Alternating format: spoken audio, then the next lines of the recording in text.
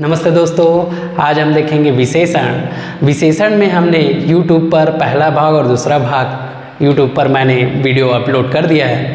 आज हम देखेंगे विशेषण के आधार पर, तुलना के आधार पर देखेंगे। ठीक है दोस्तों, तुलना के आधार पर। उससे पहले मेरा वो 2 वीडियो जरूर देखिए दोस्तों, और समझ ना आए तो कमेंट जरूर कीजिए।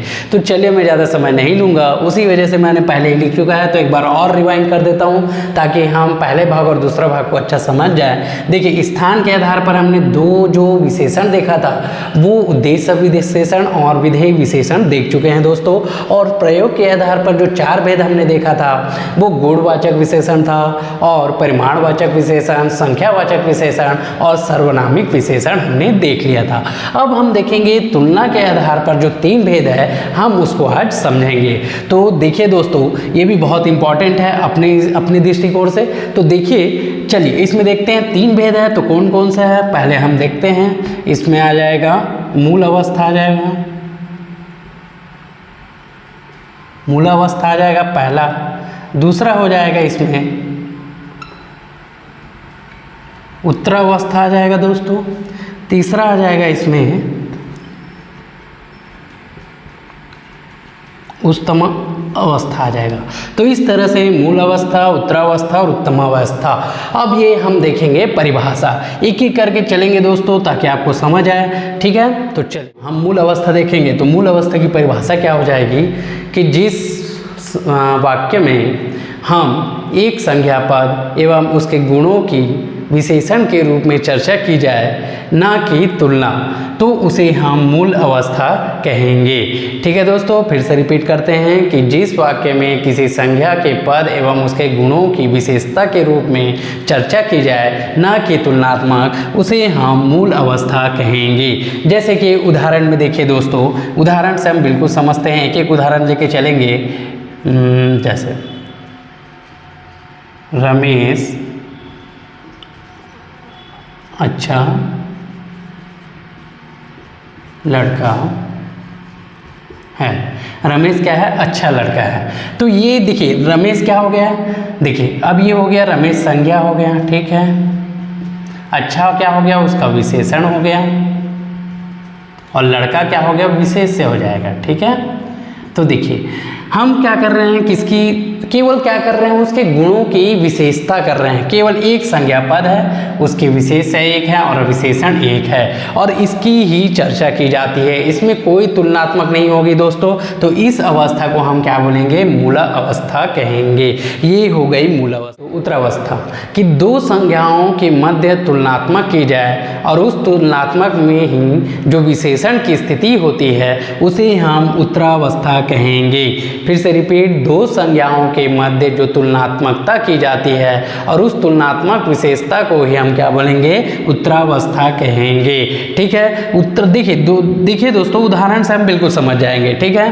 तो जैसे कि 2 संख्या हम क्या बोल रहे हैं? 2 संख्याओं के मध्य तुलना। तो जैसे कि बोलते हैं, मैं नाम यही ले लेता हूँ, ये देखिए दूसरा ले लेता हूँ, सुरेश का घर रमेश से बड़ा है। सुरेश का घर रमेश से बड़ा है, ये तुलना हो रहा है। फिर हम एक उदाहरण देख लेते हैं इसी में ही। जैसे कि बोल सकते हैं कि कक्षा में मनोहर तेज है। हम कक्षा की बात कर रहे हैं यहाँ पर, ठीक है। और जैसे ले सकते हैं यहाँ पर श्याम सूरज से पतला है। क्या है, पतला। इस तरह से उसके गुण और अवस्था को हम देखते हुए ही उसकी तुलनात्मक की जाती है, इसी वजह से उसे उत्तरावस्था कहते हैं। केवल दो संज्ञाओं के मध्य क्या करेंगे, तुलनात्मक करेंगे, उसी चीज़ को ही हम उत्तरावस्था कहेंगे। ठीक है दोस्तों, अब हम देखेंगे उत्तमावस्था। ठीक है, उत्तमावस्था अर्थात उत्तमावस्था क्या होता है, जब दो या दो से अधिक संज्ञाओं के मध्य तुलनात्मक की जाए और वह तुलनात्मक की विशेषता की स्थिति में ही उसे उत्तमावस्था कहा जाता है। फिर से रिपीट करता हूँ कि दो या दो से अधिक संज्ञाओं के मध्य तुलनात्मक की जाए और वह तुलनात्मक उस विशेषता की स्थिति को ही प्रकट करेगी तो उसे ही उत्तमावस्था कहते हैं। चलिए फिर से अब इसका उदाहरण देख लेते हैं। दोस्तों हमने उत्तमावस्था का परिभाषा देख लिया, अब उदाहरण में देखते हैं कि इसमें क्या शब्द होता है कि जुड़ता है कि सर्वाधिक, सर्वोत्तम, सभी में अच्छा, ये शब्द क्या आते हैं इसमें उत्तमावस्था में आते हैं। जैसे कि हम बोल सकते हैं कि रमेश सभी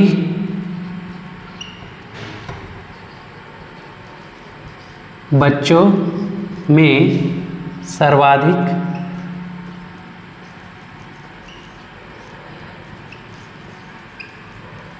होशियार है।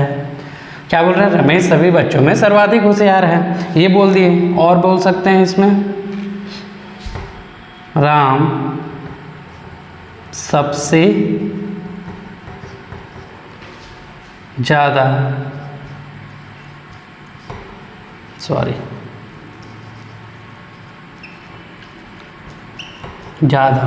बलशाली है। क्या है, बलशाली। तो इस तरह से सबसे ज़्यादा, सर्वाधिक, सभी में, ये सब क्या आएंगे, उत्तमावस्था में आते हैं। तो इस तरह से हमारा जो तीन भेद थे, मूलावस्था, उत्तरावस्था और उत्तमावस्था, हमने उदाहरण देखा और उदाहरण से हमने समझने का प्रयास किया दोस्तों। तो और भी जो भी समझना है दोस्तों तो ज़रूर कमेंट कीजिए। हमने फिर एक बार रिपीट कर देता हूँ, रमेश अच्छा लड़का है, हमने देखा उसी में ही, ना कि किसी से तुलनात्मक हो रहा है, उसे हम मूल अवस्था कहेंगे। उत्तरावस्था में हमने दो संज्ञाओं के मध्य तुलना देखा, जैसे सुरेश का घर रमेश से बड़ा है। अब हम देखें उत्तमावस्था में हमारे वर्ड क्या मिलना चाहिए, रमेश सभी बच्चों में सर्वाधिक होशियार है, सर्वाधिक ये बोल दिए। राम सबसे ज़्यादा बलशाली है, मतलब कि उसे हम क्या बोलेंगे, जैसे इंग्लिश में सुपरलेटिव डिग्री बोल दिया जाता है इसी को ही, और हिंदी में इसे उत्तमावस्था कहा जाता है। तो इस तरह से ये हो गया हमारे तुलनात्मक दृष्टिकोण से पूरा विशेषण हो गया। अब हम कुछ मैं और भी वर्ड बता देता हूँ इसके अलावा, जैसे कि तो मैं एक बार और वर्डिंग से समझाने का प्रयास करता हूँ आपको। तो देखिए मूल अवस्था में हम क्या बोल सकते हैं, जैसे कि अधिक, अधिक शब्द जोड़ देते हैं इसमें, और उत्तरावस्था में अधिकतर हो जाएगा यही, और उत्तमावस्था में क्या हो जाएगा, अधिकतम। तो ये वर्ड हो जाएगा। जैसे कि और एक देख लेते हैं, उच्च हो जाएगा, फिर उच्चतर हो जाता है, फिर क्या हो जाएगा, उच्चतम हो जाएगा। इसी तरह आपको मूल अवस्था, उत्तरावस्था और उत्तमावस्था में आपको डिफरेंट दिखेगा। यही विशेषण है दोस्तों। ठीक है, एक और ले लेते हैं, जैसे गुरु, गुरुत्तर और गुरुत्तम, गुरुत्तम। तो यह इस तरह से मैंने आपको समझाने का प्रयास किया, और यही चीज़ ये विशेषण में मूल अवस्था, उत्तरावस्था और उत्तम अवस्था में होता है। तो ठीक है दोस्तों, ये आपको मैंने समझाने का प्रयास किया। तो चलिए आज यहीं तक रखते हैं दोस्तों। अब कल हम पदों के भेद में मैं नेक्स्ट टॉपिक में आगे बढ़ूंगा, और प्लीज़ वीडियो को पूरा देखिए दोस्तों, ताकि मुझे और भी मेहनत करने में अच्छा लगे। ठीक है दोस्तों, और व्यूज़ और शेयर और लाइक और सब्सक्राइब बढ़ाइए दोस्तों मेरे वीडियो में। तो चलिए आज यहीं तक रखता हूँ। जय भारत, जय छत्तीसगढ़, जय हिंद।